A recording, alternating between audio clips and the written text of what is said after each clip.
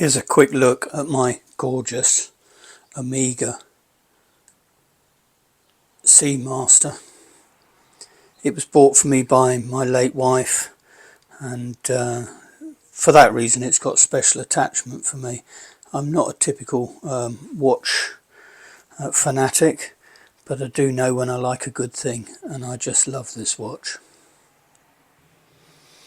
I'm not quite sure why these companies spend so much money on these boxes. They're beautiful, they're a thing of art. I guess if you're collecting the watch to sell, the box has got some value.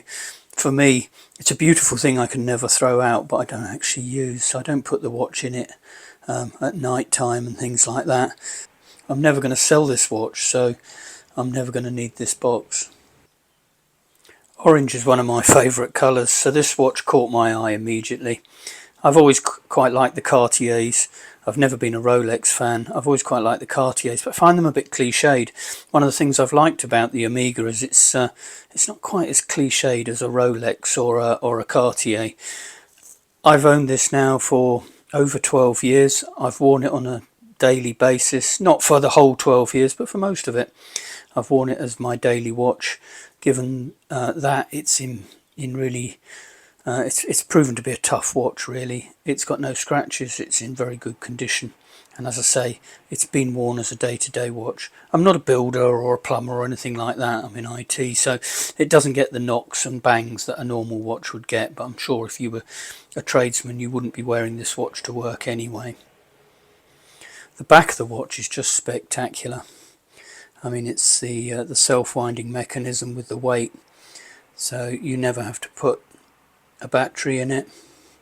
It's an absolute piece of engineering in the back. It's never let me down. It's absolutely rock solid. I haven't got particularly large wrists. In fact, I've got feeble little wrists, so it tends to look quite large on me. But I don't think it looks crazy large.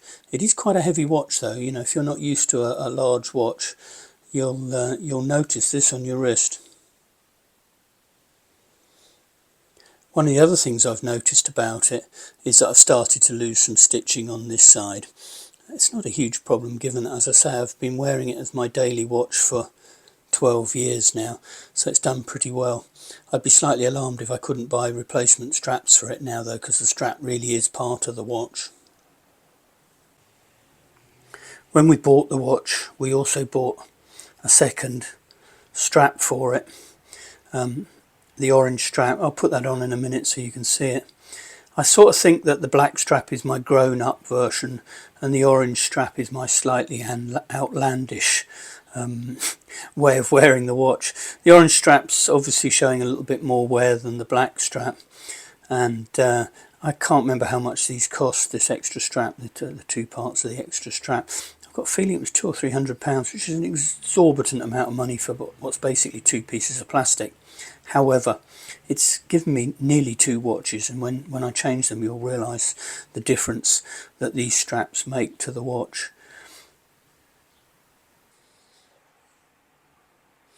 So here's the exact same watch, but with the orange strap. As you can see, I call my other strap, the black strap, my adult strap. A bit more fun, this one, a bit more extreme, not for everybody, but I kind of love it because I love the orange.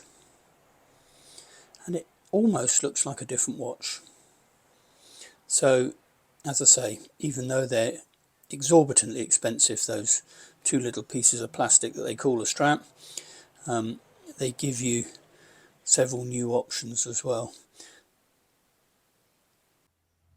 Hi there, this video is what I call an aside. It's not part of my main channel, but it's where typically I promise somebody a bit more information, or I want to make a video that's not really mainstream for my channel, or maybe much too long to go on my channel. But if you like this and you found it useful, you may like my main channel. So check it out. I'll put a link up here and have a look and join us.